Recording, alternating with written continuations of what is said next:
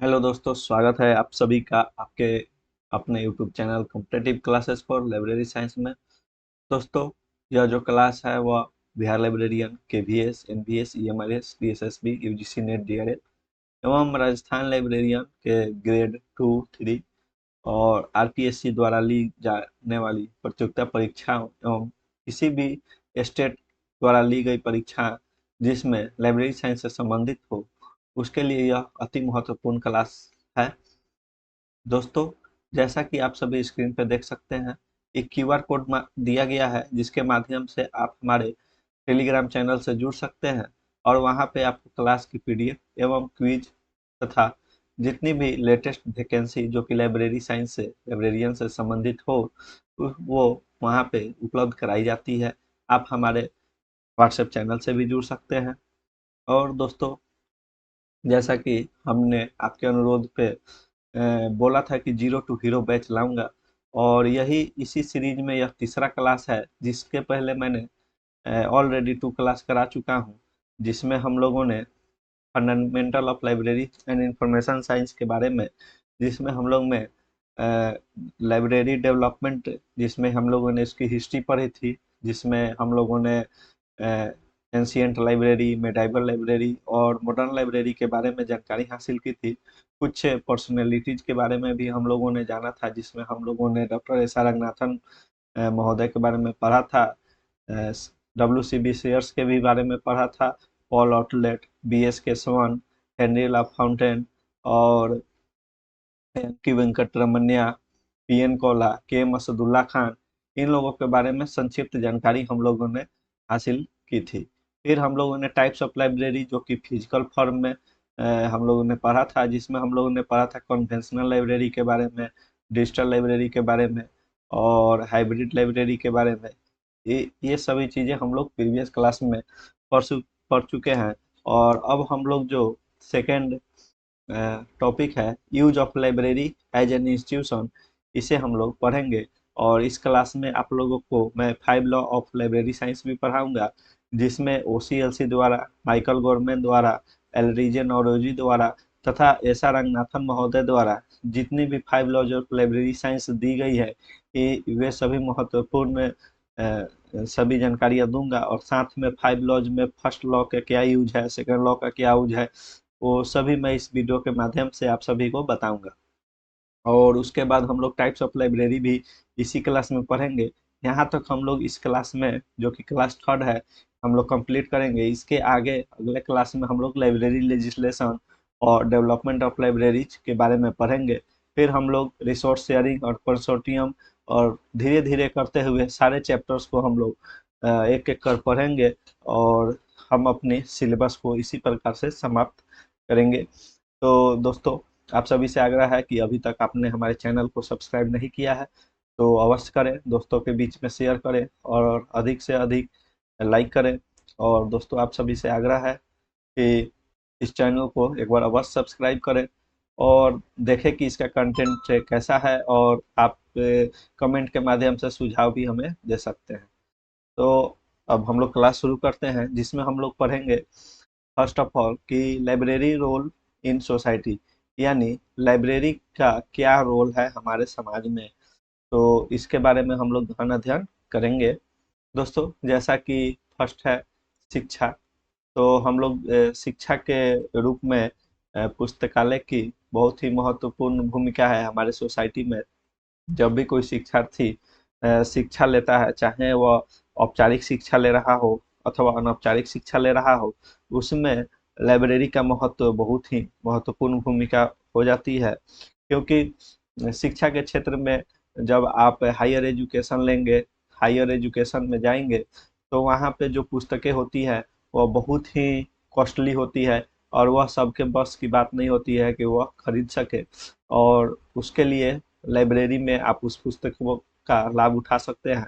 पुस्तकों के द्वारा पुस्तकों का जो है, लाइब्रेरी के द्वारा जर्नल, सीरियल्स भी प्रकाशित किया जाता है, जिसके माध्यम से आप अपनी लेटेस्ट जानकारी को हासिल कर सकते हैं। तो सोसाइटी में जो है लाइब्रेरी की जो भूमिका होती है वह शिक्षा प्रदान करने में काफ़ी ज़्यादा होती है।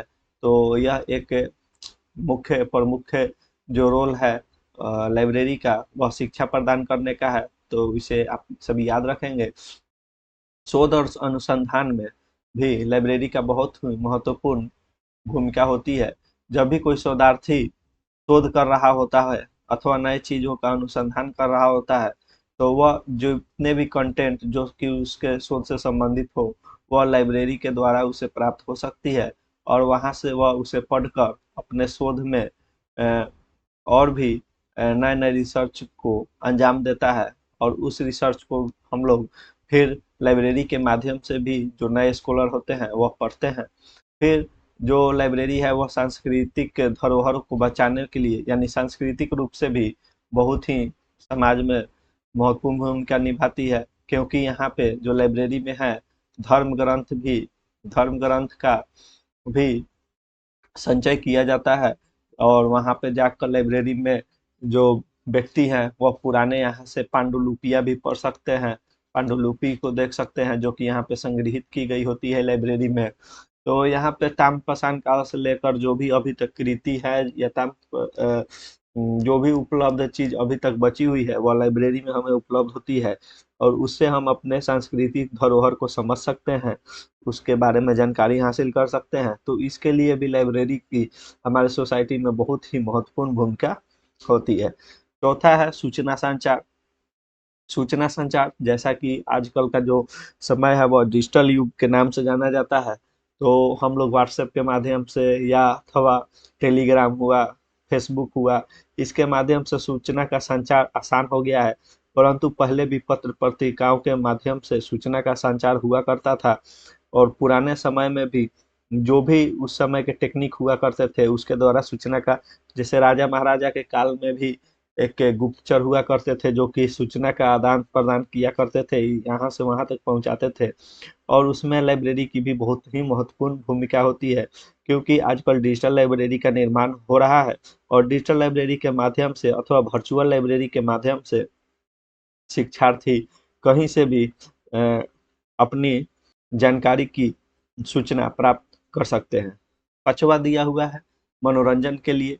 मनोरंजन के लिए भी लाइब्रेरी का प्रयोग किया जाता है। मान लीजिए आपको पढ़ने का इच्छा नहीं हो रहा है, फिर भी आपको कुछ मनोरंजन सूझ रही हो, तो उसके लिए भी आप लाइब्रेरी का प्रयोग कर सकते हैं। वहाँ पे बहुत सारी कहानियों की पुस्तकें, धर्म ग्रंथ रखी हुई होती है, उनका संचय होता है। उससे आप लोग जो कहानी की किताबें होती है या जोक्स की किताबें होती है अथवा वहाँ पे हर प्रकार की किताब होती है जिससे आप मनोरंजन का भी लाभ ले सकते हैं। और सिर्फ जो है वह है धार्मिक और आध्यात्मिक। जैसा कि हमने सांस्कृतिक धरोहर की बात कही थी, उस समय धार्मिक और धर्म ग्रंथ की भी बात हम लोगों ने कही थी।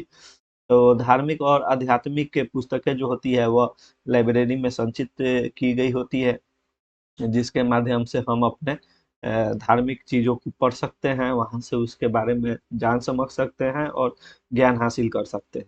उसी कड़ी में हम लोग प्रजातांत्रिक मूल्यों के विकास में भी लाइब्रेरी का अति महत्वपूर्ण लाभ होता है, जिसमें हम लोग इसके में बिना हम लोग किसी भेदभाव के, इसमें हम लोग की किसी भी प्रकार के ऊंच नीच या किसी भी प्रकार का भेदभाव नहीं होता है पुस्तकालय में। यहाँ पे सभी धर्म, लिंग और समान रूप से सभी कोई, यानी प्रजातांत्रिक तरीके से यहाँ पे पुस्तकों का उपयोग कर सकते हैं। तो एक सतवा ये भी इसका सोसाइटी में लाइब्रेरी का लाभ है। और परिवर्तन से सामंजस्य बैठाना भी लाइब्रेरी की भूमिका अति महत्वपूर्ण हो जाती है, क्योंकि आज जैसा कि मैंने पहले भी बताया कि आज हमारा जो युग है वह डिजिटल युग हो चुका है। आज हम लोग बिना इंटरनेट के सहारे एक दिन क्या एक घंटे भी व्यतीत करना असंभव सा प्रतीत होने लगा है। तो परिवर्तन भी हुआ है और परिवर्तन में जैसे कि डिजिटल लाइब्रेरी का प्रयोग कर सकते हैं। अगर हो सकता है कि डिजिटल लाइब्रेरी नहीं बनाई गई होती तो लोग इसका लाभ प्राप्त नहीं कर सकते थे, क्योंकि सभी लोग अभी भीड़ भाड़ की इतने व्यस्त जो जीवन हो गया है उसमें पुस्तकालय में जाकर पढ़ाई करना सभी के लिए मुश्किल थोड़ा प्रतीत होता है। तो इसीलिए वर्चुअल लाइब्रेरी और डिजिटल लाइब्रेरी एवं हाइब्रिड लाइब्रेरी की स्थापना भी की गई है। और इस प्रकार से हमारा जो लाइब्रेरी होता है वह नित्य नए प्रतिदिन नई नई टेक्नोलॉजी से लैस हो रही है, ताकि हम लोग अपनी सूचना को अपने यूजर्स तक आसानी से पहुंचाने का कार्य कर सकें। और इसी में आप सभी देख सकते हैं, जैसा कि टॉपिक है changing libraries role in information society. जैसे कि इंफॉर्मेशन सोसाइटी में लाइब्रेरी का रोल दिन प्रतिदिन चेंज हो रहा है। तो कैसे हो रहा है? तो पहले तो सूचना पहुंचाने का सिर्फ कार्य हुआ करता था, या पुस्तकों का जो होता है वह लिखित स्वरूप में लाइब्रेरी में लिखित स्वरूप में प्राप्त की जाती थी, परंतु अब हम उसे डिजिटल स्वरूप में भी पा सकते हैं। और लाइब्रेरी का जो रोल है वह सूचना पाने का अधिकार हमें देता है। लाइब्रेरी में जैसे कि मैंने बताया, किसी भी लिंग, वर्ग, जाति, धर्म जो कि प्रजातांत्रिक मूल एक प्रकार का होता है, तो उन्हें सभी को सूचना पाने का अधिकार है। चाहे वो कॉलेज लाइब्रेरी के सॉरी चाहे वो कॉलेज के छात्र हो, स्कूल के छात्र हो, यूनिवर्सिटी के छात्र हो, अथवा कोई शोधकर्ता ही हो, तो सभी को सूचना पाने का अधिकार है। वह लाइब्रेरी के माध्यम से अपनी सूचना को प्राप्त कर सकता है। शोध और अनुसंधान जो होता है, इसमें अक्सर कॉलेज और यूनिवर्सिटी लाइब्रेरी में इसका प्रयोग किया जाता है। कॉलेज और यूनिवर्सिटी लाइब्रेरी के जो होती हैं, उसमें शोध और अनुसंधान से संबंधित बहुत सारे पत्र पत्रिकाओं का संलयन होता है वहाँ पे, और उसका लाभ शोधकर्ता और शिक्षक उठा सकते हैं। सूचना संचार का भी माध्यम के रूप में लाइब्रेरी एक महत्वपूर्ण भूमिका निभाती है। पहले भी मैंने शिक्षा के तौर पे इसे डिस्क्राइब कर चुका हूँ। और डिजिटल युग में सूचना का क्या महत्व है, यह तो आप लोग बखूबी इसे जानते हैं, और मैं अभी पहले कुछ देर पहले ही इसके बारे में डिस्क्राइब कर चुका हूँ। तो ये कुछ इम्पोर्टेंट फैक्ट थी, जो कि परीक्षा में उतनी तो इससे प्रश्न नहीं आती हैं, लेकिन ये सब्जेक्टिव के लिए आप सभी के लिए इम्पोर्टेंट था, इसलिए कुछ जो महत्वपूर्ण टॉपिक्स है वो मैंने यहाँ पे डिस्क्राइब किया हूँ। और अब हम लोग चलेंगे, जो कि इस जो टॉपिक है उससे संबंधित आपके परीक्षा में बहुत सारी क्वेश्चन पूछी जाती हैं, और इसी को लेकर अब हम लोग पढ़ेंगे 5 लॉ ऑफ लाइब्रेरी साइंस। तो सर्वप्रथम तो हम लोग डॉक्टर एस आर रंगनाथन साहब के संदर्भ में पढ़ेंगे। तो फर्स्ट जो है 5 लॉ ऑफ लाइब्रेरी साइंस जो है, वह डॉक्टर एस आर रंगनाथन महोदय द्वारा 1928 में लिखी गई थी, परंतु 1931 में प्रकाशित किया गया था। क्योंकि 1928 में जब लिखी जा रही थी तो उसमें कुछ कुछ नई नई चीज़ों को जोड़ा भी जा रहा था, हटाया भी जा रहा था, मतलब उसे संशोधन भी किया जा रहा था उसमें, तो उस सब में समय लगती है। और इस प्रकार 1931 में फाइनली रूप से 5 लॉ ऑफ लाइब्रेरी साइंस जो कि एस आर रंगनाथन ने दिया था, उसे प्रकाशित किया गया। और आपसे क्वेश्चन पूछ लिया जाए कि इसके जो फॉरवर्ड हैं उसको किसने लिखा है, तो फॉरवर्ड को जो है पी एस शिवा स्वामी अय्यर महोदय द्वारा लिखा गया था, परंतु जो उसके इंट्रोडक्शन है वो डब्ल्यू सी बी शेयर्स के द्वारा लिखा गया था। और यह याद रखेंगे, जो डब्ल्यू सी बी शेयर्स महोदय हैं वह डॉक्टर एस आर रंगनाथन के गुरु रह चुके हैं। फर्स्ट गुरु जो लंदन में गए थे पढ़ाई करने के लिए, एस आर रंगनाथन महोदय, जबकि उनकी जो जहाज है लेट हो गई थी, तो वो 6 महीना के इंटीग्रेटेड कोर्स करने के लिए गए थे, परंतु वो नहीं कर पाए क्योंकि उसमें उनका नामांकन नहीं हो पाया था। तो वहीं पे रह के उन्होंने डब्ल्यू सी बी शेयर्स महोदय से लाइब्रेरी साइंस की सर्वप्रथम मतलब जानकारी हासिल की थी, वहाँ का मतलब पढ़ाई की थी। तो ये प्रथम गुरु रहे हैं, इसलिए जो 5 लॉ ऑफ लाइब्रेरी साइंस है उसके इंट्रोडक्शन जो है वह डब्ल्यू सी बी शेयर्स महोदय द्वारा ही लिखा गया है, और फॉरवर्ड जो है वह पी एस शिवा स्वामी अय्यर द्वारा लिखा गया है। यह अति महत्वपूर्ण टॉपिक है, इससे प्रश्न अक्सर परीक्षाओं में पूछ ली जाती है। और अगर हम लोग बात करें कि ईयर ऑफ पब्लिकेशंस की, तो 5 law of library science year of publication आप सभी को पता है, फर्स्ट एडिशन तो 1931 ईस्वी में हुई थी, लेकिन मैंने देखा है कि किसी परीक्षा में पूछा गया था कि सेकेंड एडिशन कब रिलीज किया गया था ऐसा रंगनाथन की जो 5 लॉ ऑफ लाइब्रेरी साइंस है उसकी। तो इस प्रश्न में बहुत सारे छात्र जो हैं वो फंस गए थे। तो इसे भी आप सभी याद कर लेंगे कि जो सेकेंड एडिशन है वो 1957 ईस्वी में प्रकाशित की गई थी। और पब्लिशर्स के नेम पूछ लिया जाए तो वह एमएलए यानी मद्रास लाइब्रेरी एसोसिएशन, एमएलए अथवा मद्रास लाइब्रेरी एसोसिएशन द्वारा सर्वप्रथम इसका पब्लिकेशन किया जाता था। लेकिन अब जो 5 लॉ ऑफ लाइब्रेरी साइंस सारांशण की है, उसे रिप्रिंट जो किया जाता है, अथवा कहिए कि उसका जो हकदार है, उसको कॉपीराइट जो मिला हुआ है, वह अब SRELS को मिला हुआ है, जिसकी निर्माण एस आर रंगनाथन महोदय ने 1962 ईस्वी में की थी, और पब्लिश्ड बाई, इसे ESSA पब्लिकेशन द्वारा पब्लिश किया जा रहा है। कब से? तो 1 जनवरी 2006 से ESS पब्लिकेशन द्वारा 5 लॉ ऑफ लाइब्रेरी साइंस को प्रकाशित करने का काम किया जाता है, जबकि इस पुस्तक की जो कॉपीराइट है वो SRELS के बाद है।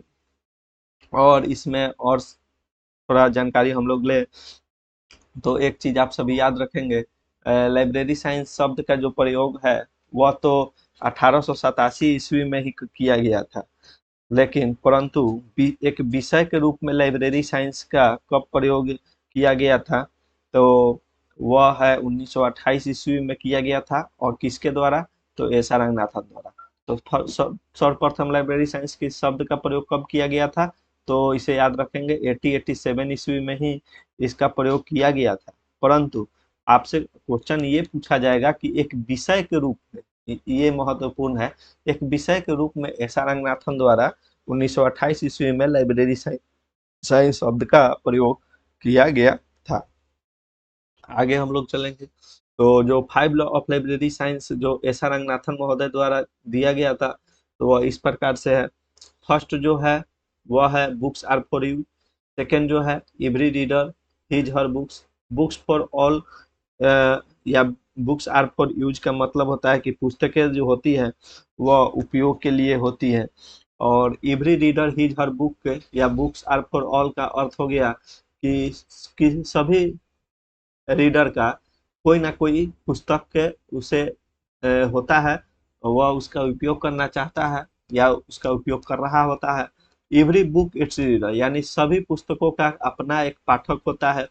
कि जैसे कि हिंदी साहित्य की पुस्तक है, तो जो हिंदी के लेक्चरर होंगे या हिंदी के जो स्टूडेंट होंगे उसको उपयोग में होंगे, जबकि साइंस का अगर पुस्तक है तो साइंस के जो स्कॉलर हैं उसके लिए उपयोगी साबित होंगे।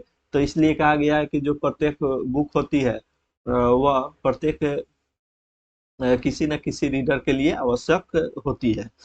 और save the time of A reader, यह फोर्थ लॉ था, और एस आर रंगनाथन की 5 लॉ में यह एक बहुत ही महत्वपूर्ण लॉ थी। इसमें कहा गया है कि पाठक जो होते हैं उसके समय की बचत करनी चाहिए। जैसे ही पाठक है उसे कोशिश करनी चाहिए कि जितनी कम समय में उसके जो आकांक्षाएं हैं उसको पूरी कर दी जाए। तो यह 5 लॉ ऑफ लाइब्रेरी साइंस को चरितार्थ करता है। और library is a growing organism, यहाँ पे शब्द जो है ऑर्गेनिज्म है, और ऑर्गेनिज्म का अर्थ होता है जीव। और जीव को देखिएगा कि वह हमेशा विकास करता है।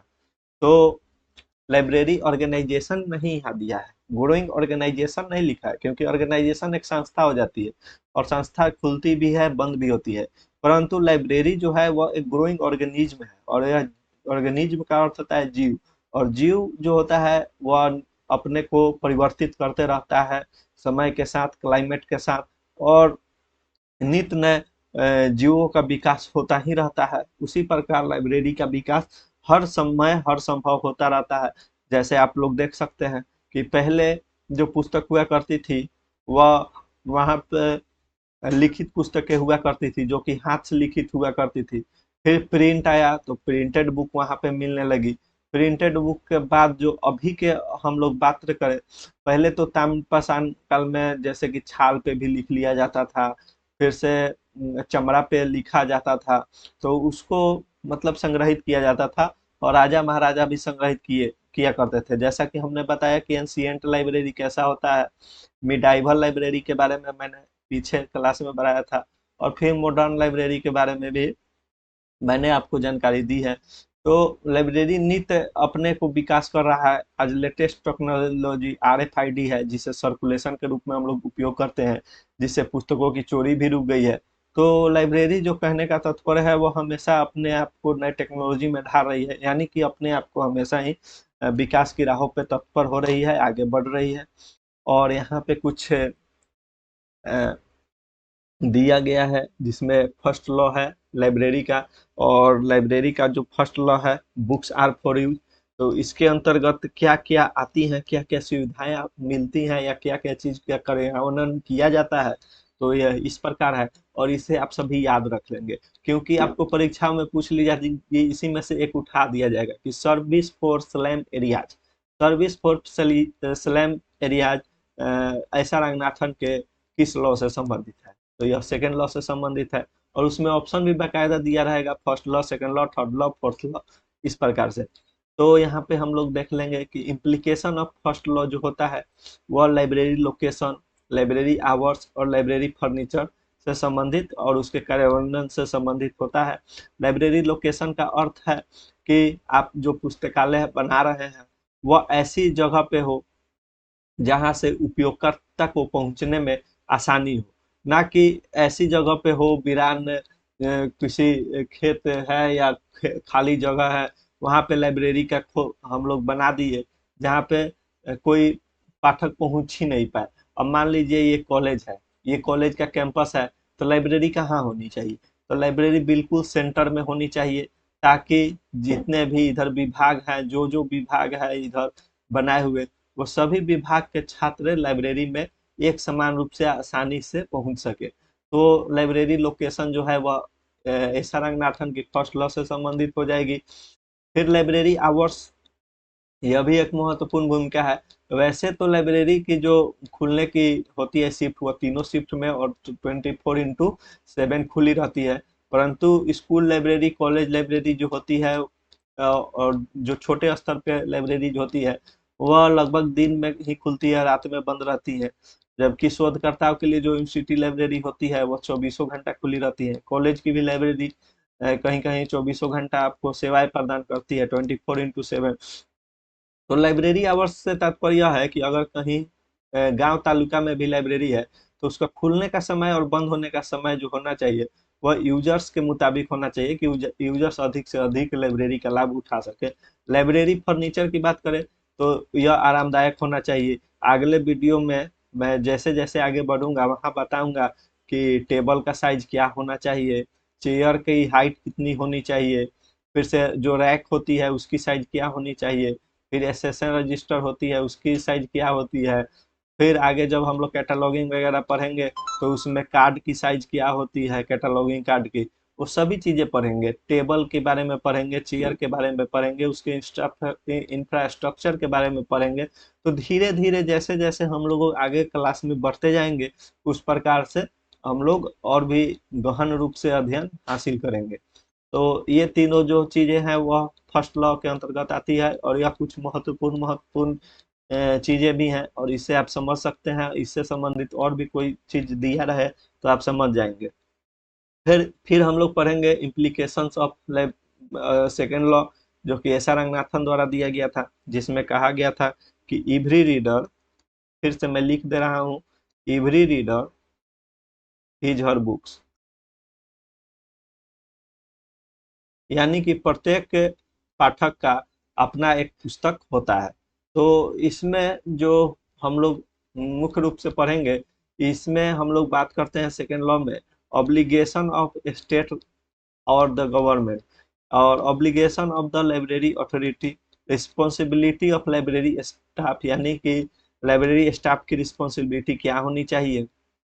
तो इस सेकेंड लॉ जो है, इसमें मुख्य रूप से हम लोग पढ़ेंगे कि क्या नियम कानून होने चाहिए, या इसे संचालित कैसे किया जाता है और किसके द्वारा संचालित किया जा रहा है।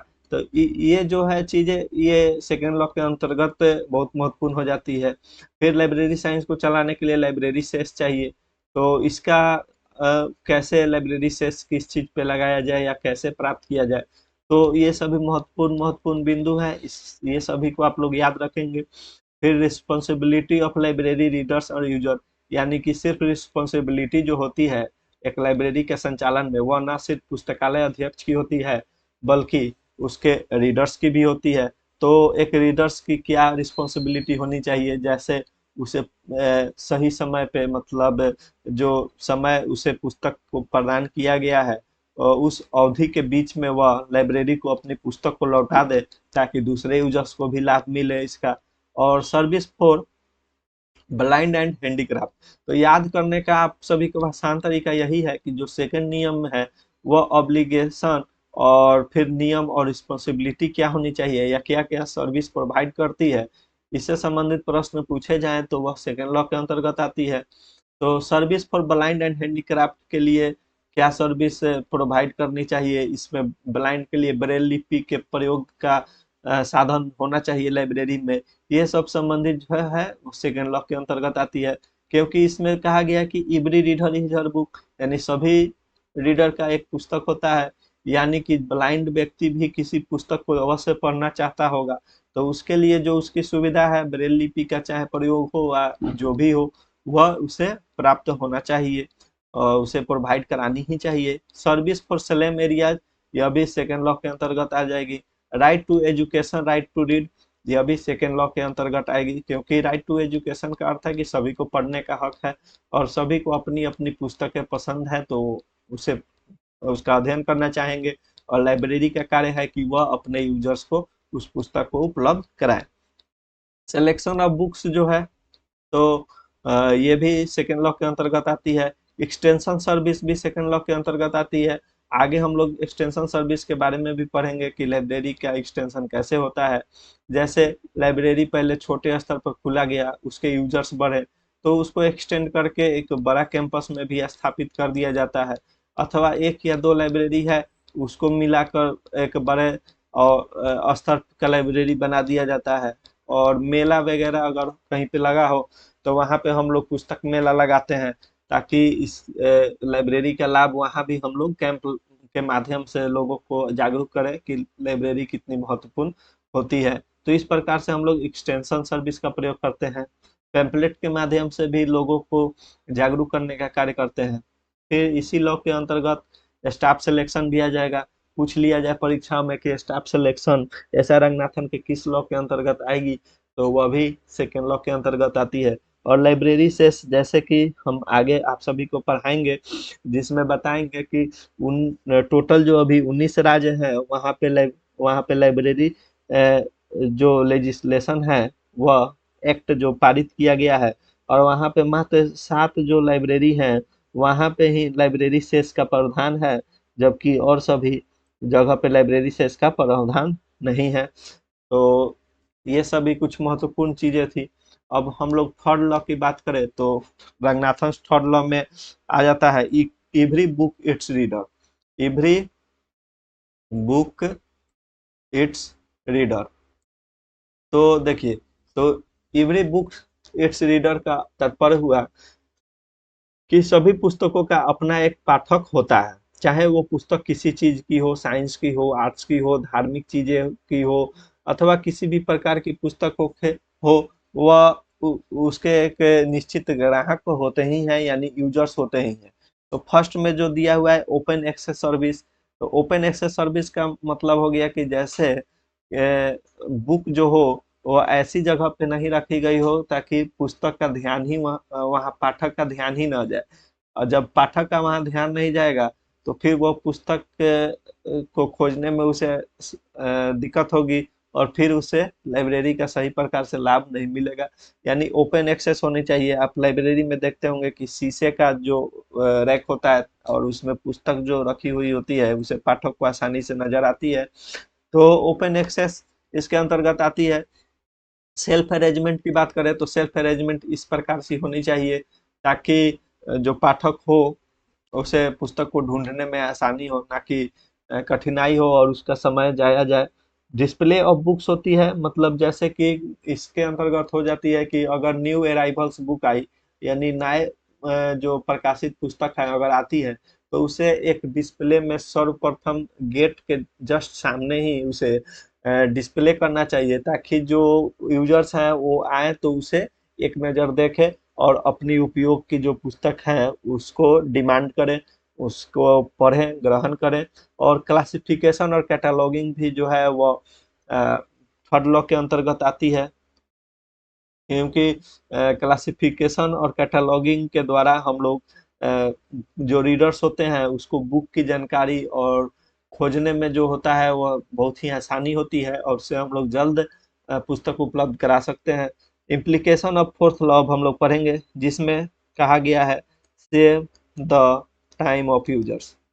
Same the time of users यानी यूजर्स का जो समय होता है वह काफी महत्वपूर्ण होता है।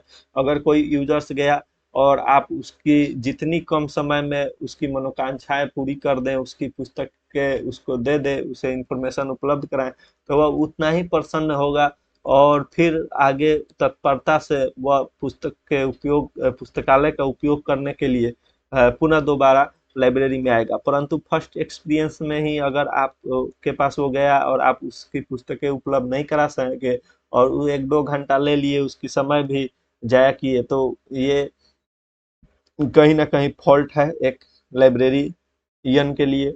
तो इस प्रकार से जो सर्कुलेशन और इशू मेथड होता है वो फोर्थ लॉ के अंतर्गत आता है। जैसे कि आजकल हम लोग RFID का प्रयोग करते हैं, रेडियो फ्रिक्वेंसी आइडेंटिफिकेशन का प्रयोग करते हैं, ताकि इसके माध्यम से हम लोग ज़्यादा से ज़्यादा यूजर्स को कम समय में पुस्तकों का आवंटन कर सके, वो ले जा सके और उसका लाभ प्राप्त कर सके। रेफरेंस सर्विस भी होती है। तो इसमें 2 प्रकार की रेफरेंस सर्विस होती है। एक तो होता है शॉर्ट रेंज रेफरेंस सर्विस होती है, और एक होता है लॉन्ग रेंज होती है। शॉर्ट रेंज रेफरेंस सर्विस जो होती है उसमें क्या होती है कि पाठक को जो वन लाइनर क्वेश्चन जैसे पूछ लिया जाए कि भारत के प्रधानमंत्री कौन है, तो नरेंद्र मोदी हैं, तो वह शॉर्ट रेंज हो गया। और लॉन्ग रेंज रेफरेंस सर्विस भी होती है, जिसमें थोड़ा लाइब्रेरियन को मेहनत करनी पड़ती है।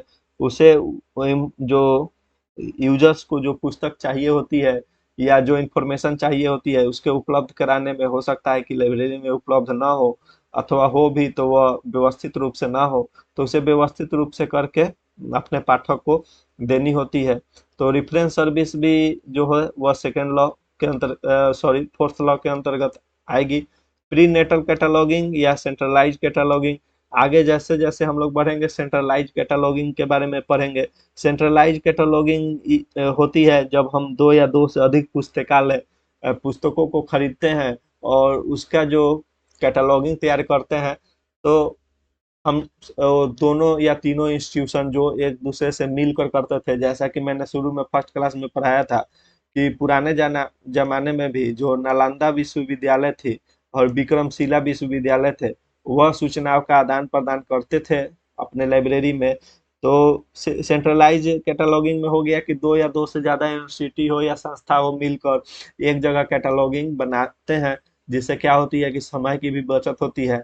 तीनों संस्था अलग अलग समय में अलग अलग कैटलॉगिंग अपने अपने संस्था में तैयार करे, उससे बेहतर है कि सभी तीनों संस्था एक जगह मिलकर कैटलॉगिंग का निर्माण कर ले।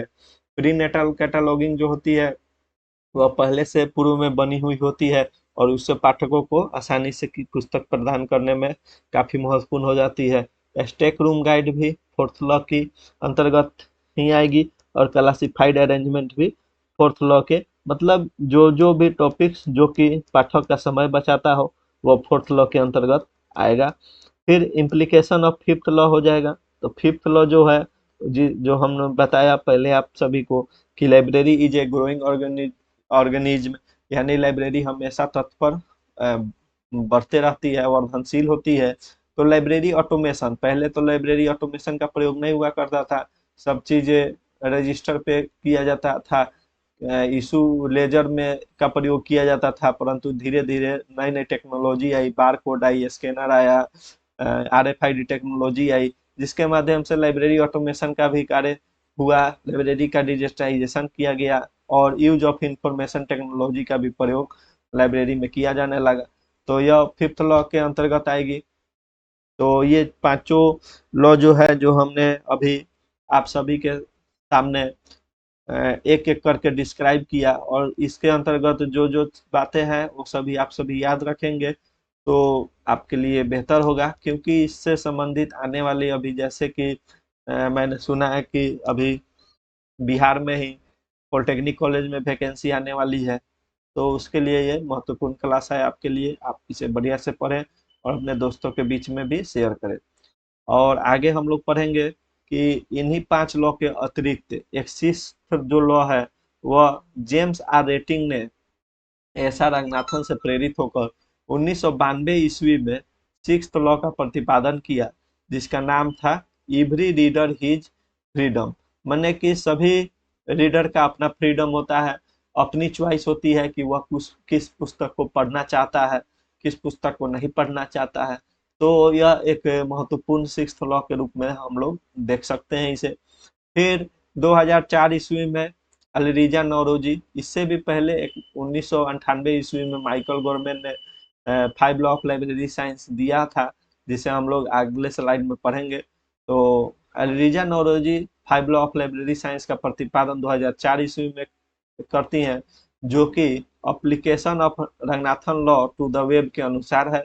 इन्होंने इसका टॉपिक लिखा था application of Ranganathan law of laws to the web, यानी वह वेब के अनुसार 5 लॉज क्या क्या हो सकती है। तो अगर पूछ लिया जाए तो यह अल्रिजा नौरोजी ने 2004 ईस्वी में दिया था, जिसमें फर्स्ट हो जाएगा web resources are for use. जिस प्रकार से फर्स्ट लॉ था every books are for use, तो उसी प्रकार हम लोग यहाँ पे पढ़ सकते हैं कि web resources are for use. फिर सेकेंड लॉ जैसे हम लोग पढ़े थे कि every reader his her book, तो उसी प्रकार से यहाँ पे इन्होंने लिखा है every user his her web resource, यानी कि प्रत्येक पाठक का, प्रत्येक उपयोगकर्ता का अपना एक वेब रिसोर्सेज होता है, यानी डिफरेंट डिफरेंट वेबसाइट आप सभी यूज करते हैं। अच्छा, एवरी वेब रिसोर्स रीडर, जिस प्रकार से प्रत्येक पुस्तक का एक पाठक होता था, उसी प्रकार प्रत्येक जो वेबसाइट है या वेब रिसोर्स है उसका अपना एक यूजर होता है। यह भी बात सही है। और save the time of user, ये तो हम्म, होगा ही। और फिफ्थ जो है the web is a growing organism, यानी कि दिन प्रतिदिन वेब का भी विकास हो रहा है। पहले वेब का प्रयोग करते थे, फिर वेब 2.0 का प्रयोग हम लोग करने लगे, फिर वेब 3.0 भी आएगी, और अब आर्टिफिशियल इंटेलिजेंस पढ़ेंगे तो उसकी फोर्थ जनरेशन भी आएगी। मतलब वेब भी अपने को कहीं ना कहीं ग्रोइंग कर रहा है। तो ये ऑलरिजा नॉरेजी द्वारा दिया गया 5 लाइब्रेरी साइंस के लॉ थे, जो कि वेब पे आधारित थे। इसे आप सभी याद रखेंगे। फिर आगे हम लोग पढ़ते हैं 5 law of library science according to Michael Gorman. Michael Gorman ने 1998 ईस्वी में 5 लॉ दी, जो कि एस आर रंगनाथन की 5 लॉ से ही प्रेरित होकर दिया गया था। इसमें हम लोग पढ़ेंगे फर्स्ट लाइब्रेरीज सर्व ह्यूमैनिटीज। ये सभी आप सभी को याद करनी पड़ेगी, और ये सभी याद करने की ही चीज है। तो पूछ लिया जाए कि माइकल गॉरमैन द्वारा 5 लॉ ऑफ लाइब्रेरी साइंस कब दिया गया, तो आप सभी बताएंगे 1998 में दिया गया। और इसमें कभी कभी पूछी भी जा सकती है कि माइकल गॉरमैन के द्वारा थर्ड लॉ लाइब्रेरी साइंस के जो 5 लॉ है उसमें तीसरा नियम क्या कहता है, या दूसरा नियम, अच्छा पांचवा नियम। इस प्रकार से आपसे प्रश्न पूछी जा सकती है, तो इसे आप सभी याद कर लेंगे। अगर माइकल गॉरमैन के द्वारा पूछ लिया जाए तो फर्स्ट लॉ जो है वह है लाइब्रेरी सर्व ह्यूमैनिटीज। सेकंड जो लॉ है वह है respect all form by which knowledge is communicated. माने नॉलेज किसी भी प्रकार से या किसी भी फॉर्म से कम्युनिकेट हुए उसे हमें रिस्पेक्ट करनी है। थर्ड लॉ जो है वह है use technology intelligently to enhance service, यानी टेक्नोलॉजी का प्रयोग हमें इंटेलिजेंटली रूप से करनी है और उससे सर्विस को इनहेंस करना है। फिर फोर्थ लॉ है protect free access to knowledge. और फिफ्थ लॉ हो जाएगा honour the past and create the future. माने पास्ट में जो चीज हुआ है उसे हमें ऑनर देना चाहिए। शाबाशी मतलब एक तरह से कहे कि उसे हम लोगों को क्या बोलते हैं, ऑनर मतलब उपाधि होती है, लेकिन मतलब उससे हमें अ,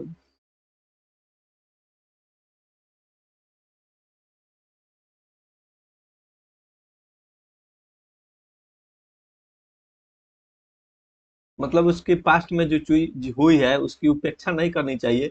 और क्रिएट द फ्यूचर मतलब फ्यूचर को क्रिएट करना चाहिए, फ्यूचर में निरंतर आगे बढ़ना चाहिए। जैसे 5 लॉ ऑफ लाइब्रेरी साइंस में रंगनाथन में था कि library is a growing organism, तो इसी प्रकार पास्ट को ऑनर देना चाहिए और क्रिएट फ्यूचर करना चाहिए, मतलब फ्यूचर का निर्माण करना चाहिए।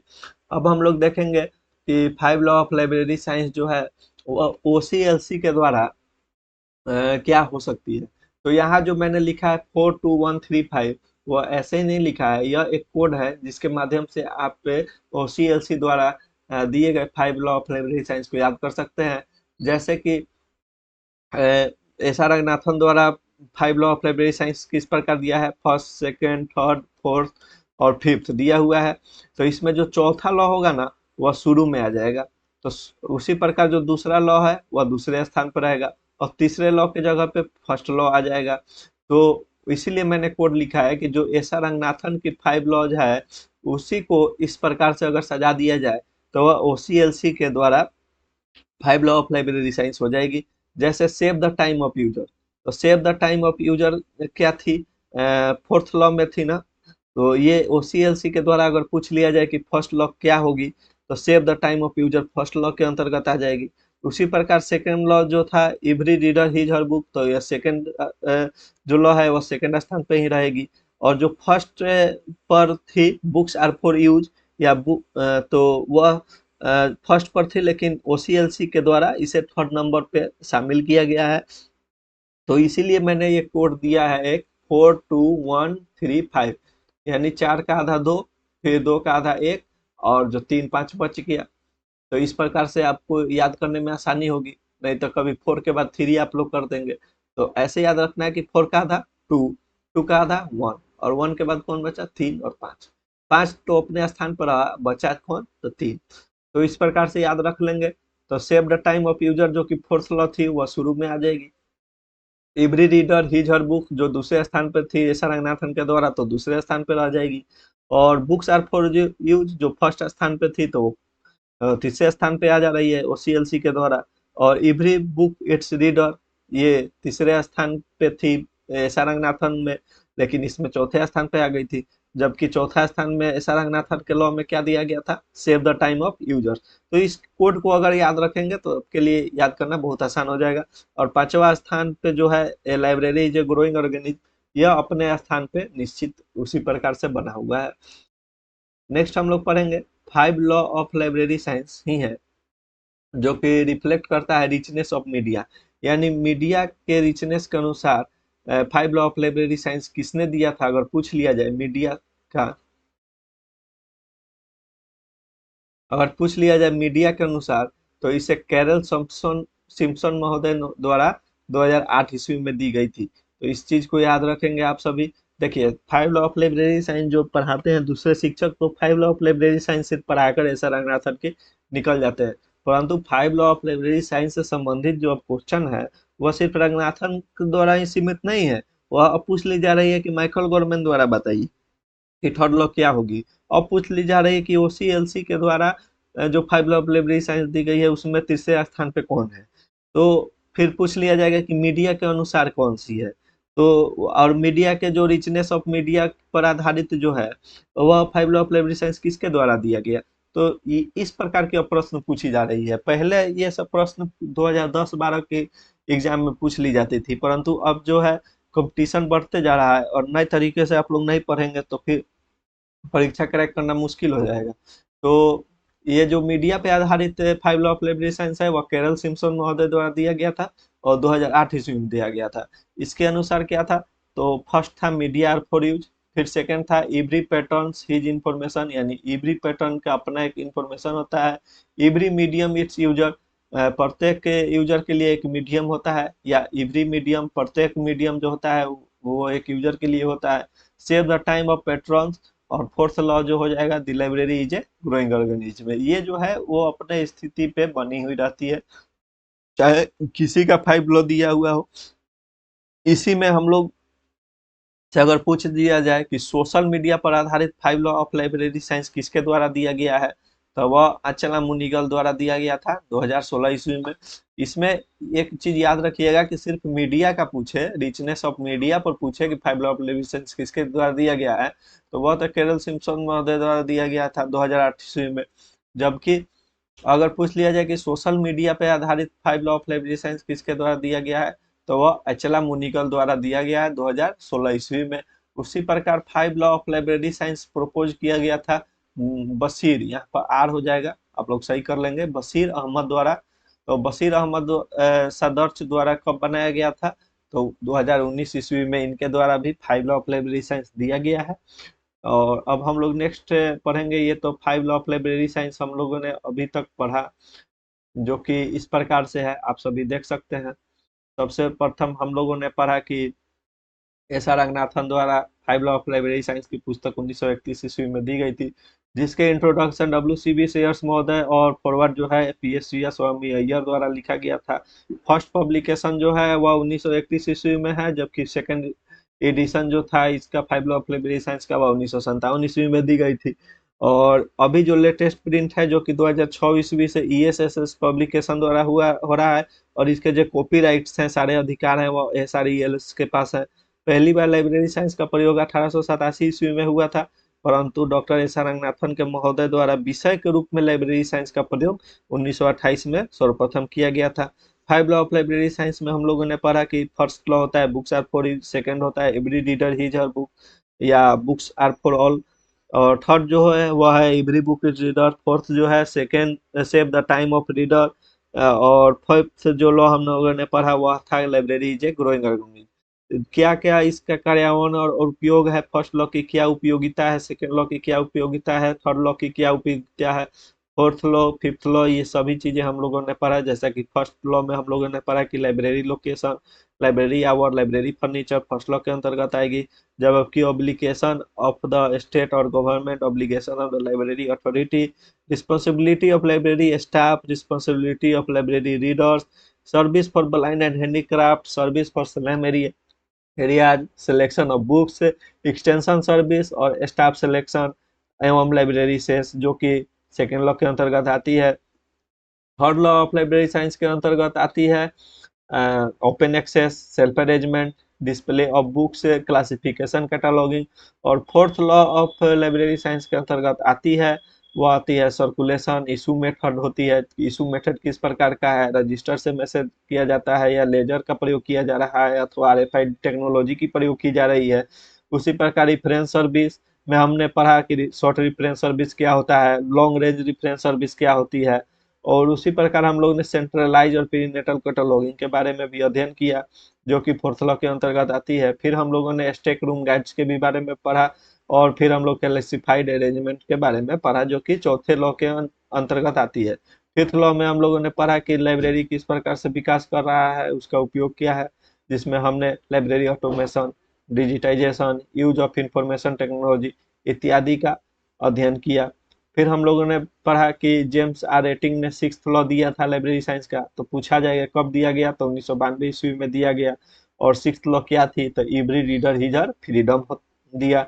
फिर हम लोगों ने पढ़ा कि एलेजा नोरोजी द्वारा 5 लॉ ऑफ लाइब्रेरी साइंस 2004 ईस्वी में दिया गया, जो कि वेब पर आधारित था, यानी application of Ranganathan law to the web के अनुसार 5 लॉ जो एलिजा नोरोजी ने दिया उनके बारे में हम लोगों ने पढ़ा, जिसमें हम लोग वेब रिसोर्स से संबंधित थे, जो 5 लॉ है वो पढ़ा। उसके पश्चात हम लोगों ने माइकल गोरमैन द्वारा दिया गया 5 लॉ ऑफ लाइब्रेरी साइंस, जो कि 1998 ईस्वी में दी गई थी, उसका अध्ययन किया, जिसमें हम लोगों ने पढ़ा कि library serve humanity, respect all forms by which knowledge is communicated, use technology intelligently to enhance service, और फोर्थ लॉ हम लोगों ने पढ़ा कि protect free access to knowledge, और फिफ्थ में हम लोगों ने पढ़ा honour the past and create the future. फिर इसके बाद भी हम लोगों ने पढ़ा कि OCLC के द्वारा जो 5 लॉ ऑफ लाइब्रेरी साइंस दिया गया वह किस प्रकार से निर्धारित किया गया है, तो वो हम लोगों ने कोड के माध्यम से भी पढ़ा, जिसमें मैंने बताया कि एस आर रंगनाथन की जो 5 लॉ ऑफ लाइब्रेरी साइंस है उसी को 42135 के रूप में सजा दिया जाए, तो वह OCLC के द्वारा दी गई 5 लॉ ऑफ लाइब्रेरी साइंस हो जाएगी। नेक्स्ट हम लोगों ने पढ़ा कि मीडिया पर आधारित 5 लॉ ऑफ लाइब्रेरी साइंस क्या हो सकती है और किसने दिया, तो कैरल सिम्पसन महोदय द्वारा 2008 में ईस्वी में दिया गया था, जो कि इस प्रकार से थी। और फिर हम लोगों ने पढ़ा कि सोशल मीडिया पे आधारित 5 लॉ ऑफ लाइब्रेरी साइंस किसने दिया था, अचला मुनिगल ने दिया था, और 2016 ईस्वी में दी गई थी, तो इसे भी आप सभी याद रखेंगे। फिर हम लोगों ने 5 लॉ ऑफ लाइब्रेरी साइंस को ही पढ़ा, जो कि बशीर अहमद और सादरचे ने 2019 ईस्वी में पुनः प्रतिपादित किया था। फिर अब हम लोग पढ़ेंगे, तो इतनी चीजें दोस्तों हम लोगों ने पढ़ा, और मैंने पुनः फिर से आप सभी को रिवीजन करा दिया। आप सभी से बस एक ही आग्रह रहती है कि हमारे इस चैनल को सब्सक्राइब करें, क्योंकि इसके पीछे मेरी कोई भी सेल्फ बातें नहीं है कि और ये क्लास जो है वो आप सभी के लिए बिल्कुल मुफ्त है। और ना ही मैं ये वीडियो इसलिए बनाता हूँ कि मेरे ऐप का प्रचार हो, मेरा प्रचार हो, और आप 2,000 3,000 4,000 रुपया दे के मेरे कोर्स को खरीदें। तो ऐसी मेरी कोई मानसिकता नहीं है। मैं चाहता हूं कि आप सभी लाइब्रेरी साइंस को समझें, पढ़ें, और पूरी बेसिक से पढ़ें। अगर आप लोगों ने अभी तक कहीं से नहीं पढ़ा है तो यहाँ से पढ़ें। क्यों मुफ्त में पैसे को बर्बाद करना है। फिर बस आप सभी से आग्रह यही इतना ही रहता है कि आप मेरे चैनल को सब्सक्राइब करें। अगर हो सके मेरा कंटेंट अच्छा लगेगा, ज़्यादा व्यूज होंगी, तो मुझे जो पे है वो आप आपसे न लेकर आपके बदले यूट्यूब मुझे पे करेगी।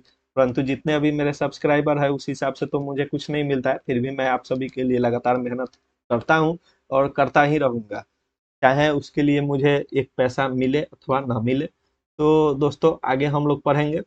पुस्तकालय के 3 प्रमुख तत्व होते हैं, जो कि एस आर रंगनाथन महोदय द्वारा ही दिया गया था, जिसमें फर्स्ट हो जाता है पुस्तक, पाठक और कर्मचारी।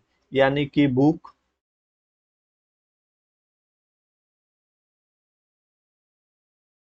यानी कि फर्स्ट हो जाएगा बुक, रीडर, और फिर हो जाएगा थर्ड जो होता है वह कर्मचारी यानी कि एम्प्लॉय।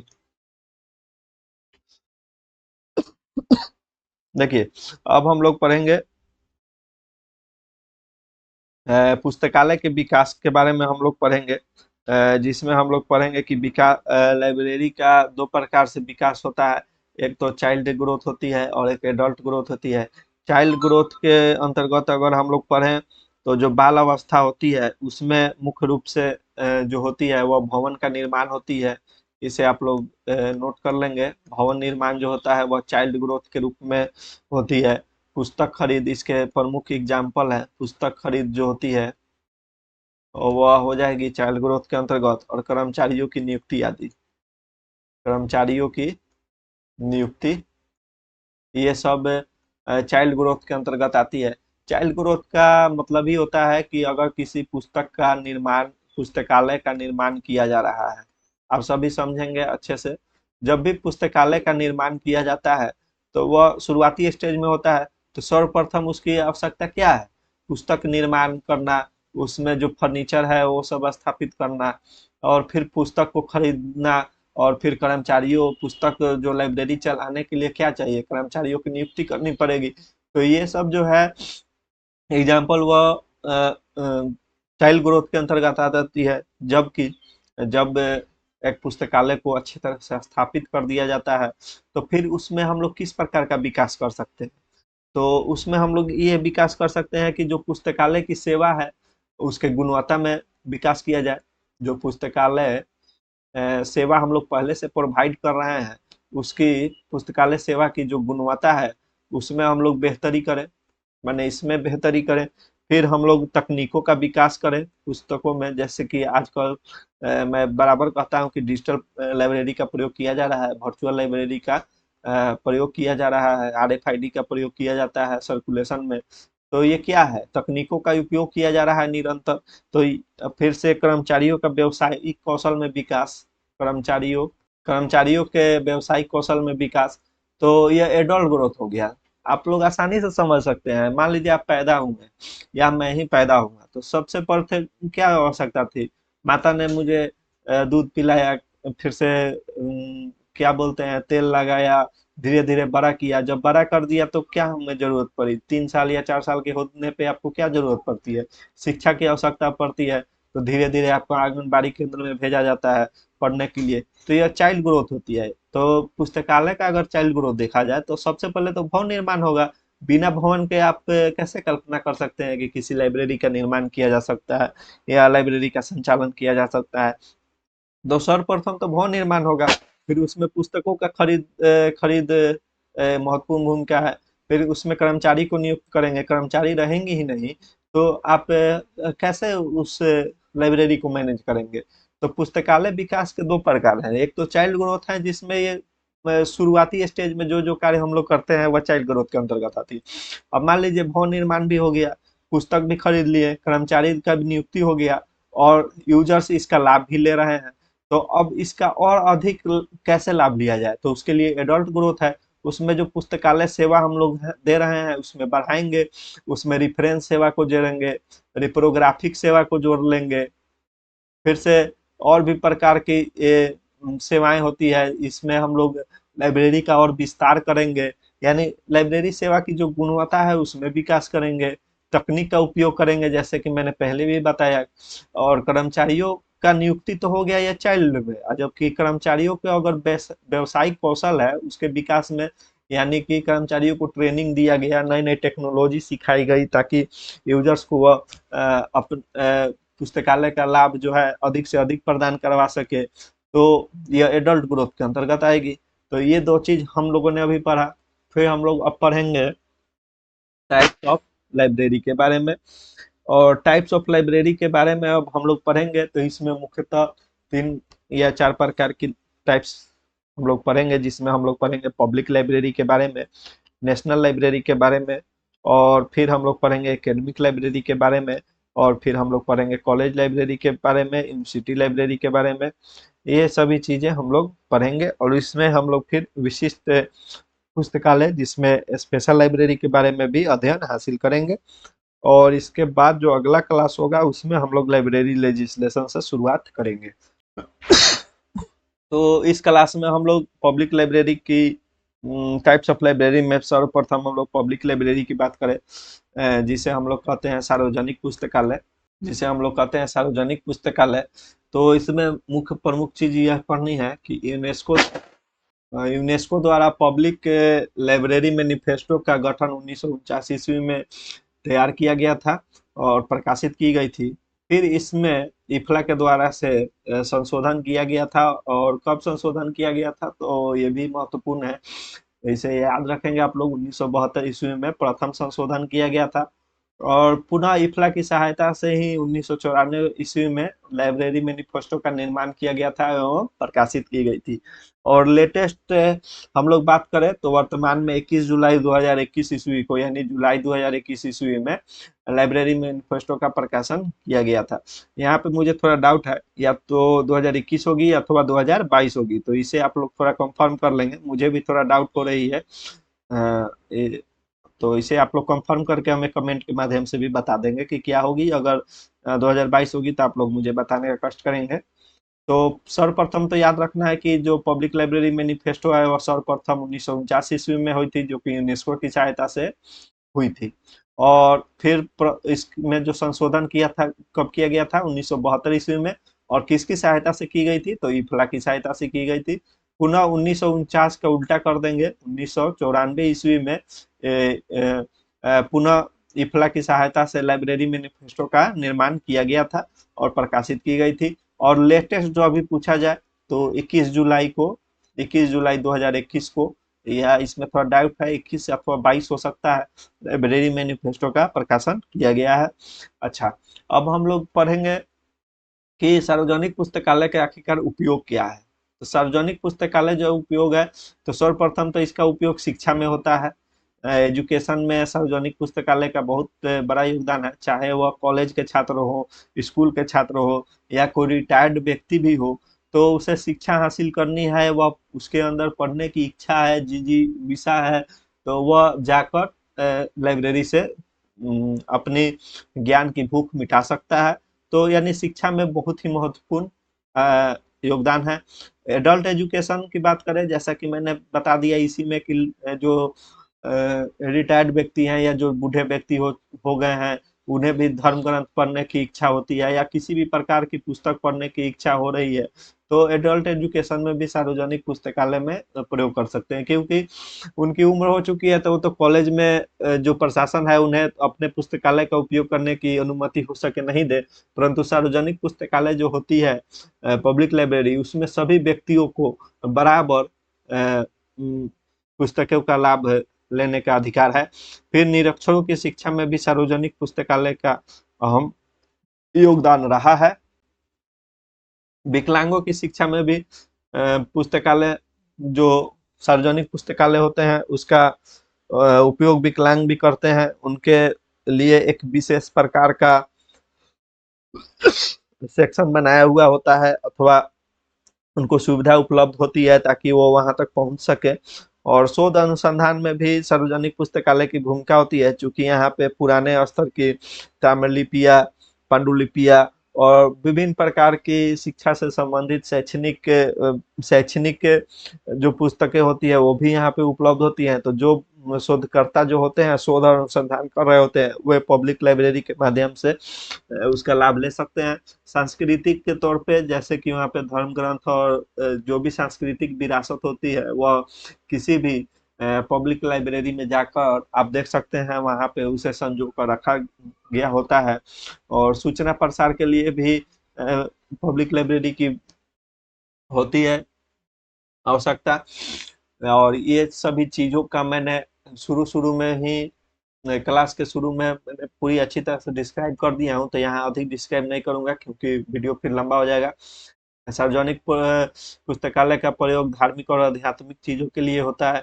मनोरंजन तथा फुर्सत के समय में मनोरंजन तथा फुर्सत के समय में इसका उपयोग हो जाता है। फिर प्रजातांत्रिक मूल्यों के विकास में, जैसा कि मैंने बताया, किसी भी धर्म, जात, लिंग, किसी भी प्रकार का व्यक्ति हो वह सार्वजनिक पुस्तकालय का उपयोग करने के लिए उस पर कोई रोक नहीं होती है, सभी इसका उपयोग कर सकते हैं।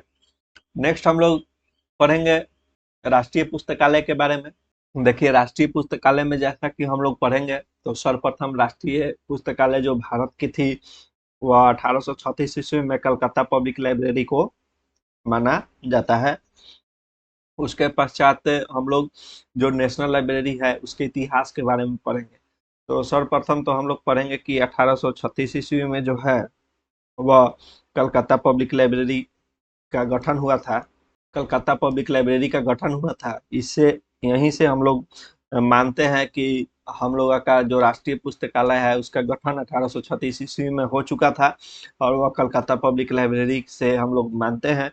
परंतु इसमें हम लोग एक ये भी चीज याद रखेंगे कि जो राष्ट्रीय पुस्तकालय का स्थापना का जो प्रावधान है वो भारतीय संविधान की धारा भारतीय संविधान की धारा 62 के अंतर्गत, जो उसके संघीय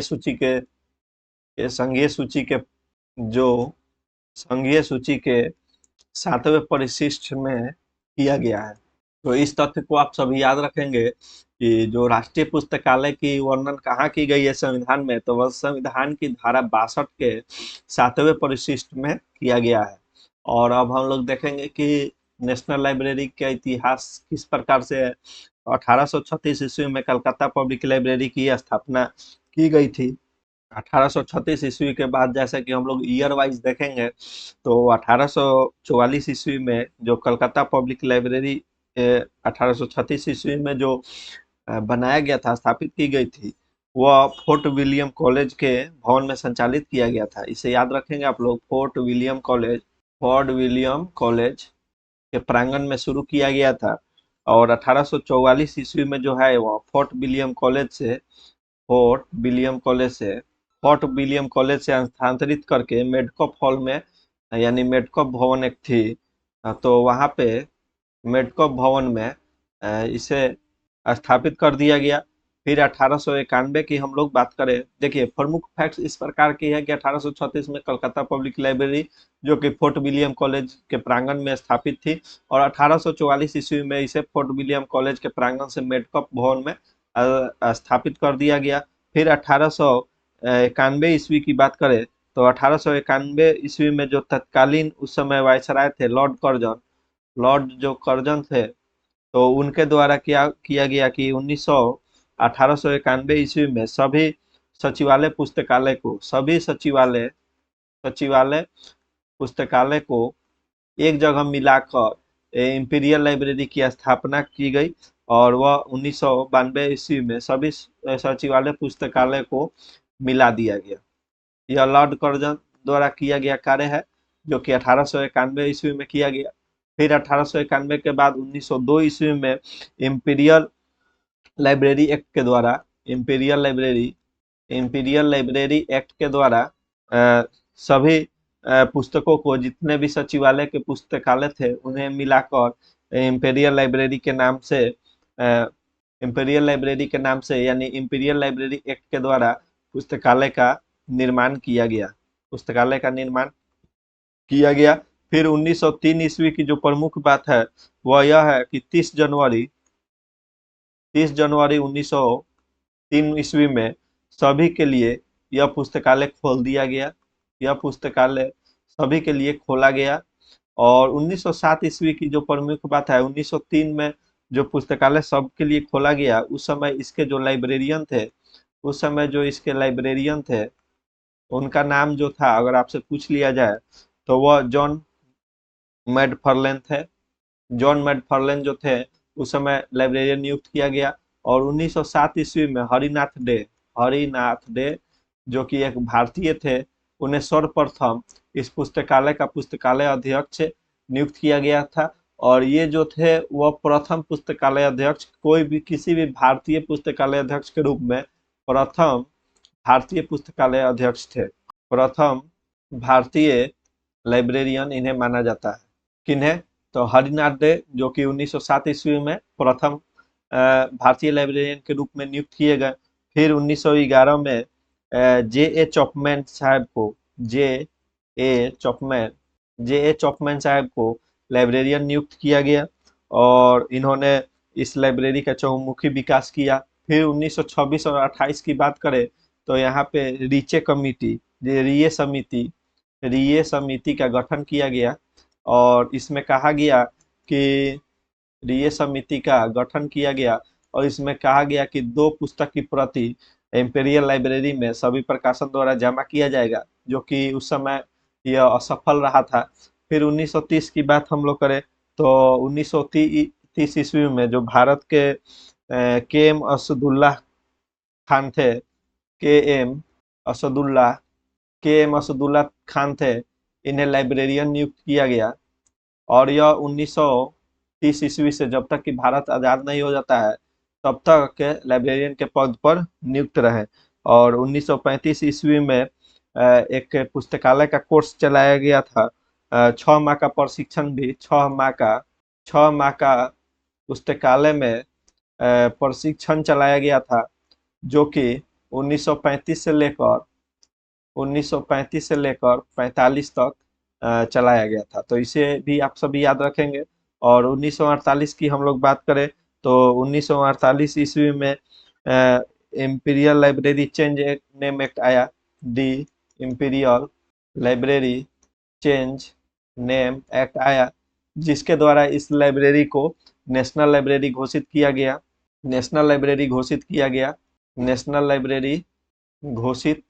किया गया। और फिर 1951 ईस्वी में उस समय के जो श्री राजगोपालाचारी हुआ करते थे, जो कि पश्चिम बंगाल के राज्यपाल थे, तो वे मेडकॉफ हॉल से पुनः वेल्डियर में इस पुस्तकालय को स्थापित किया गया, जो कि अभी भी यहीं पे अवस्थित है। और ये प्रमुख फैक्ट है कि 1 फरवरी 1953 ईस्वी को सभी के लिए खोल दिया गया। और इसके बाद हम लोग 1954 की बात करेंगे, जो कि आगे हम लोग बात कर लेंगे, क्योंकि 1954 ईस्वी में आप सभी याद रखेंगे कि डिलीवरी ऑफ बुक्स एक्ट का गठन हुआ था। डिलीवरी ऑफ बुक एक्ट का गठन किया गया था, जिसमें कहा गया था कि सभी डिपॉजिटरी लाइब्रेरी को एक एक पुस्तक वहां पे देना अनिवार्य है सभी प्रकाशक को। और 1956 ईस्वी में न्यूज़पेपर को भी सम्मिलित कर लिया गया। न्यूज़पेपर को सम्मिलित किया गया। तो ये प्रमुख फैक्ट्स थे, जिसमें हम लोग नेशनल लाइब्रेरी की इतिहास की बात करें तो 1836 ईस्वी में सर्वप्रथम कलकत्ता पब्लिक लाइब्रेरी में जो कि गठन हुआ, जो कि फोर्ट विलियम कॉलेज के कैंपस में अवस्थित था।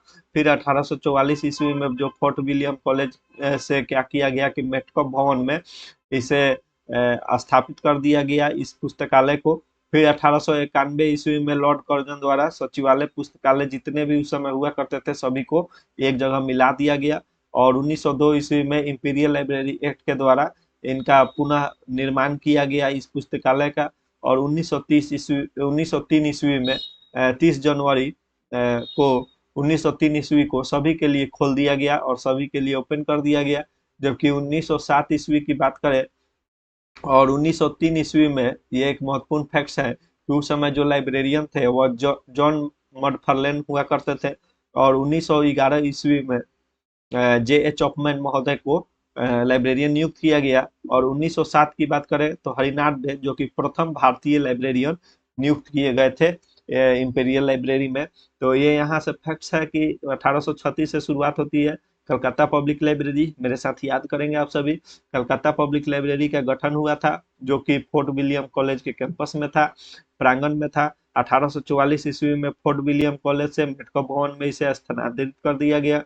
1891 में बात करेंगे कि लॉर्ड कर्जन, जो कि उस समय वायसराय हुआ करते थे, वह सचिवालय पुस्तकालय को, सभी सचिवालय पुस्तकालय को मिलाकर 1902 ईस्वी में इंपीरियल लाइब्रेरी एक्ट के द्वारा इन सभी एक इंपीरियल लाइब्रेरी का निर्माण किया गया। और 1903 ईस्वी में, यानी 30 जनवरी 1903 ईस्वी में सभी के लिए खोल दिया गया।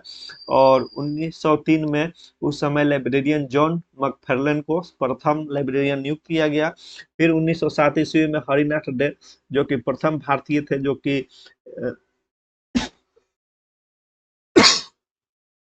कि इंपीरियल लाइब्रेरी के प्रथम लाइब्रेरियन के रूप में कार्य किए। फिर 1911 ईस्वी में जे एच चैपमैन महोदय को यहाँ का लाइब्रेरियन नियुक्त किया गया। फिर 1926 से 28 के बीच में रिये समिति का गठन किया गया, जिसमें कहा गया था कि दो पुस्तक प्रत्येक पब्लिशर इसको राष्ट्रीय पुस्तकालय को देंगे। तो ये जो डिपॉजिटरी लाइब्रेरी के रूप में दिया जाएगा, लेकिन ये जो था वो चला नहीं उस समय।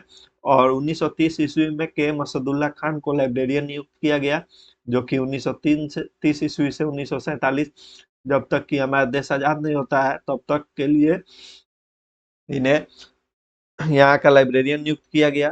फिर 1935 ईस्वी में 6 माह का पुस्तक प्रशिक्षण शुरू किया गया, जो कि 1945 ईस्वी तक चला। और 1948 ईस्वी में दी इंपीरियल लाइब्रेरी चेंज एक्ट के द्वारा नेशनल लाइब्रेरी घोषित किया गया, क्योंकि 1947 में हमारा देश आजाद हुआ था।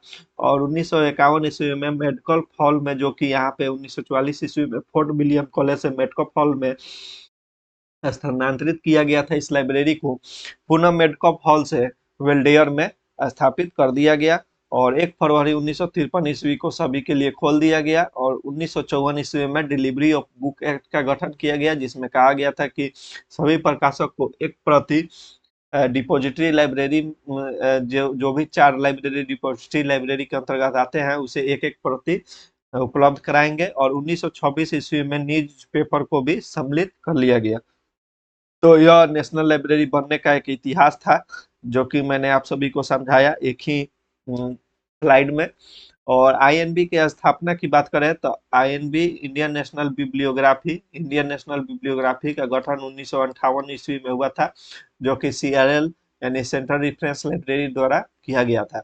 अब हम लोग पढ़ेंगे कि राष्ट्रीय पुस्तकालय के उद्देश्य और उसकी भूमिका क्या क्या होती है। तो राष्ट्रीय पुस्तकालय का हम लोग इतिहास अभी पढ़ चुके हैं, जो कि हमने पढ़ाया 1836 ईस्वी से लेकर 1956 ईस्वी तक पढ़ाया कि क्या क्या राष्ट्रीय पुस्तकालय में किस प्रकार से परिवर्तन हुआ और कौन प्रथम लाइब्रेरियन बने, हमारे भारतीय लाइब्रेरियन बने, ये सभी चीजें मैंने आप सभी को बताया। तो राष्ट्रीय पुस्तकालय के उद्देश्य और भूमिका क्या होती है, तो राष्ट्रीय अध्ययन सामग्री की सुरक्षा करना, राष्ट्रीय ग्रंथ सूची का प्रकाशन करना, संघीय सूची का संपादन करना और सूचना के प्रसार में मदद करना, ये सभी राष्ट्रीय पुस्तकालय के कुछ प्रमुख उद्देश्य होते हैं। अब हम लोग पढ़ेंगे एकेडमिक लाइब्रेरी में, जिसमें एकेडमिक लाइब्रेरी में भी हम लोग उसके 4 भेद होते हैं, जिसमें हम लोग पढ़ेंगे school library, college library, university library और स्पेशल लाइब्रेरी। तो स्कूल लाइब्रेरी की बात करें तो ये जो प्रथम स्तर पे होती है, तो इसे हम लोग स्कूल लाइब्रेरी के रूप में जानते हैं, जिसमें मुख्यतः इसमें बच्चों को रीडिंग हैबिट हो, इसलिए इस लाइब्रेरी का प्रयोग किया जाता है। और इसमें कहानी की पुस्तकों का संग्रहण किया जाता है, और मुख्यतः इसमें बच्चों को मतलब आदत लगे पुस्तक पढ़ने के लिए, इसलिए स्कूल लाइब्रेरी का गठन किया गया है। फिर स्कूल लाइब्रेरी में भी 3 प्रकार की लाइब्रेरी हो जाती है, जिसमें एक प्राथमिक विद्यालय की हो जाती है, प्राथमिक विद्यालय की स्कूल लाइब्रेरी हो जाती है।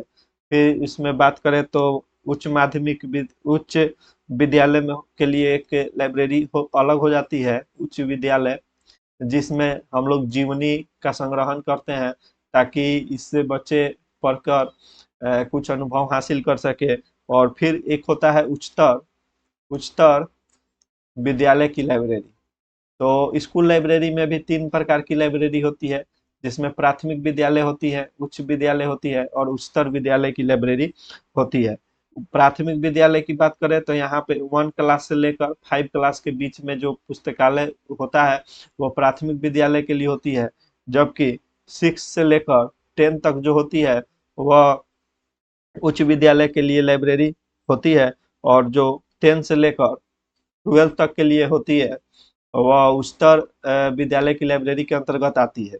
अब हम लोग पढ़ेंगे जैसे कि प्राथमिक विद्यालय में क्या होती है, तो इसमें नैतिक कहानी होती है। इसमें नैतिक कहानी का संलयन होता है, हम लोग रखते हैं। फिर जंगल, पक्षी, जानवर के बारे में हम लोग पढ़ते हैं। जंगल, पक्षी, जानवर के बारे में प्राथमिक विद्यालय की पुस्तकालय में इस प्रकार की पुस्तकें होती है। उच्च विद्यालय की हम लोग बात करें तो उच्च विद्यालय में प्रेरणादायक कहानियां का संलयन होता है। प्रेरणादायक पुस्तक का संलयन होता है। फिर से जीवनी होती है, इस प्रकार की पुस्तकें होती है। फिर से यहाँ पे डिक्शनरी होती है, डायरेक्टरी होती है। इस प्रकार सामान्य ज्ञान की पुस्तक होती है, सामान्य ज्ञान की पुस्तकें होती है। और अब हम लोग उच्चतर विद्यालय की लाइब्रेरी की बात करें कि यहाँ पे किस प्रकार की पुस्तक होती है, तो यहाँ भी महापुरुषों की पुरुषों की जीवनी का संलयन होता है। एवं यहाँ पे पाठ्यक्रम से संबंधित पाठ्यक्रम पुस्तकें होती है, पाठ्यक्रम पुस्तकों का संलयन होता है। एवं विश्वकोश होती है, एवं सामान्य ज्ञान की भी पुस्तक यहाँ पे बच्चों को उपलब्ध कराई जाती है। तो इस प्रकार से हम लोगों ने पढ़ा कि स्कूल लाइब्रेरी में भी 3 प्रकार की लाइब्रेरी होती है, जिसमें मुख्य कारण होता है इस लाइब्रेरी का कि बच्चों में रीडिंग हैबिट्स को बढ़ाया जा सके। जिसमें हम लोगों ने पढ़ा, पहला कि प्राथमिक विद्यालय, फिर दूसरा पढ़ा उच्च विद्यालय, और तीसरा हम लोगों ने पढ़ा कि उच्चतर विद्यालय के पुस्तकालय। प्राथमिक विद्यालय के अंतर्गत 1 से 5 क्लास की कक्षाएं आती है, जबकि उच्च विद्यालय में 6 से 10 और उच्चतर विद्यालय में 10 से 12 क्लास की आती है। प्राथमिक विद्यालय के अंतर्गत नैतिक कहानियां, जंगल, पशु, पक्षी, ये सब के बारे में हम लोग बच्चों को पढ़ाते हैं।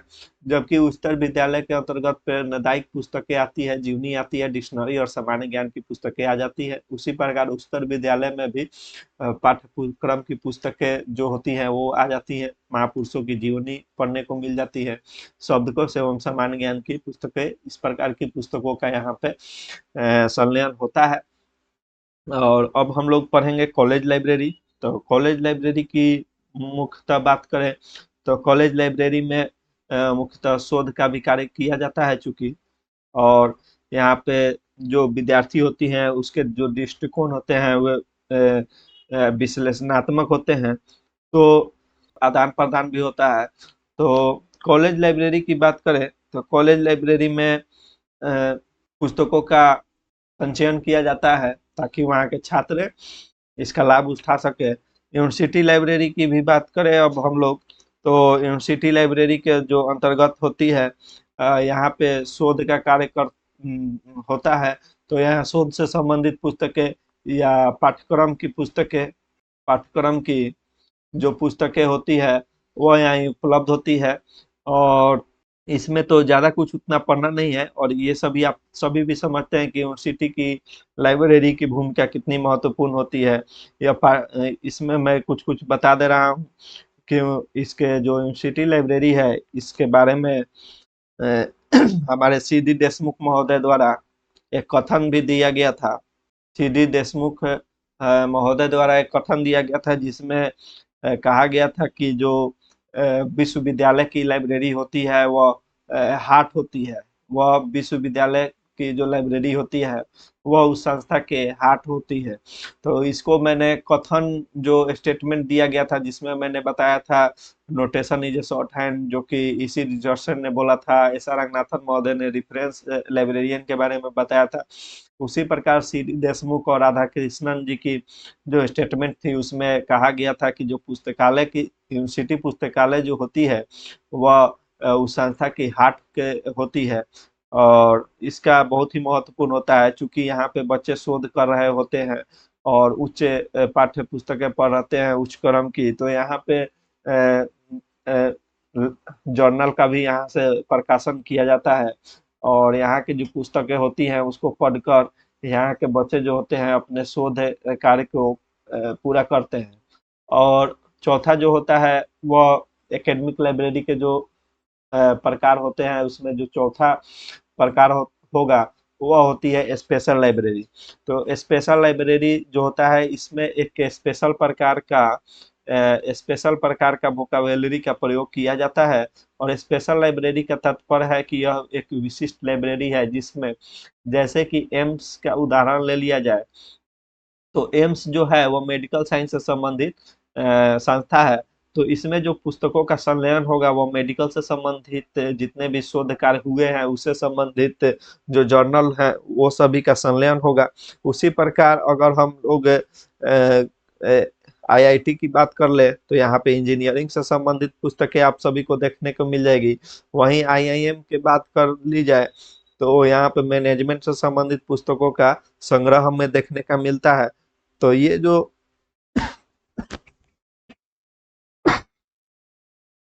जो सभी संस्थाएं की लाइब्रेरी होती है वह स्पेशल लाइब्रेरी के अंतर्गत आती है और ये यहाँ के यूजर्स के लिए काफ़ी महत्वपूर्ण हो जाती हैं। तो दोस्तों ये कुछ टाइप्स ऑफ लाइब्रेरी मैंने पढ़ाया और इससे संबंधित परीक्षाओं में उतनी क्वेश्चन तो नहीं आती है, आती जरूर है लेकिन जितना मैंने बताया उसी के अंदर आती है, उससे ज़्यादा आपको देखने को नहीं मिलेगा। तो आशा करता हूँ दोस्तों कि यह क्लास आपके लिए हेल्पफुल होगी और कहेंगे तो मैं इसके लिए एक अलग से वीडियो भी बना दूंगा टाइप्स ऑफ लाइब्रेरी के बारे में, क्योंकि टाइप्स ऑफ लाइब्रेरी की जो बेसिक जानकारी होती है वही मैंने यहाँ पे अभी बताया है और इससे संबंधित उतनी प्रतियोगिता परीक्षाओं में प्रश्न आती नहीं है। और इतना तो आप भी समझ सकते हैं कि स्कूल लाइब्रेरी क्या होती है, कॉलेज लाइब्रेरी किस प्रकार का होता है। सिटी लाइब्रेरी में अक्सर शोध का कार्य होता है तो शोध से संबंधित पत्रिकाओं का संलयन किया जाता है और उसका प्रकाशन भी किया जाता है। स्पेशल लाइब्रेरी में मैंने जैसे बताया कि एम्स जो मेडिकल साइंस से संबंधित है, अब एम्स का मतलब सिर्फ एमसी नहीं हो गया, बल्कि इसमें आईजीआईएमएस भी आ जाएगा। मैंने मेडिकल से संबंधित जितने भी संस्थाएं हैं उसके जो पुस्तकालय होंगे वो मेडिकल से ही संबंधित होंगे तो वह स्पेशल लाइब्रेरी के अंतर्गत आ जाती है। वही आईआईएम जो होती है वो मैनेजमेंट से संबंधित है तो मैनेजमेंट की वहाँ पे पुस्तकें अधिक देखने को मिलेगी, ना कि आपको वहाँ पे जो स्कूल लाइब्रेरी में नैतिक शिक्षा की तो कहानी वहाँ पे नहीं मिलेगी क्योंकि वो स्कूल लाइब्रेरी में उसका उपयोग है। तो उसी प्रकार से आईआईटी में इंजीनियरिंग को मिलेगी। अब इंजीनियरिंग में भी बहुत सारी इंजीनियरिंग होती है, एस्ट्रोफिजिक्स होती है, फिर से उसमें सिविल होती है, मैकेनिकल होती है, तो उससे संबंधित जितनी पुस्तकें हैं उसके अलग अलग विभाग बांटे हुए होते हैं। उस प्रकार की पुस्तकें आपको इस प्रकार की लाइब्रेरी में मिलेंगी। तो यह कुछ बेसिक जानकारी थी जो कि मैंने आपके साथ शेयर किया और कुछ जहाँ पे जैसे 5 लॉ ऑफ लाइब्रेरी साइंस है वहाँ पे मैंने आपको विस्तार से भी बताया क्योंकि उसकी उपयोगिता अधिक है, उसको परीक्षा में अधिक पूछा जाता है।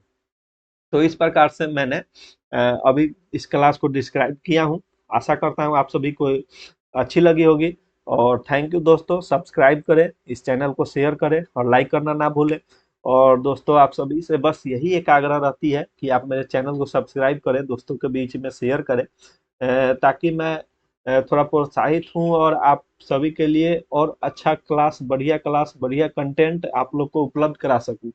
तो थैंक यू दोस्तों, थैंक यू सो मच। आप हमारे टेलीग्राम चैनल से भी जुड़ सकते हैं जो कि क्यूआर कोड के माध्यम से जुड़ सकते हैं अथवा डिस्क्रिप्शन में दिए हुए लिंक के माध्यम से भी आप जुड़ सकते हैं।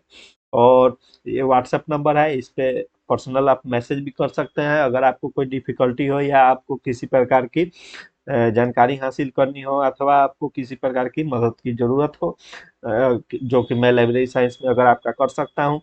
और क्यूआर कोड के माध्यम से आप व्हाट्सएप ग्रुप से जुड़ सकते हैं। तो थैंक यू दोस्तों, थैंक यू सो मच मेरे इस क्लास से जुड़ने के लिए। Thank you.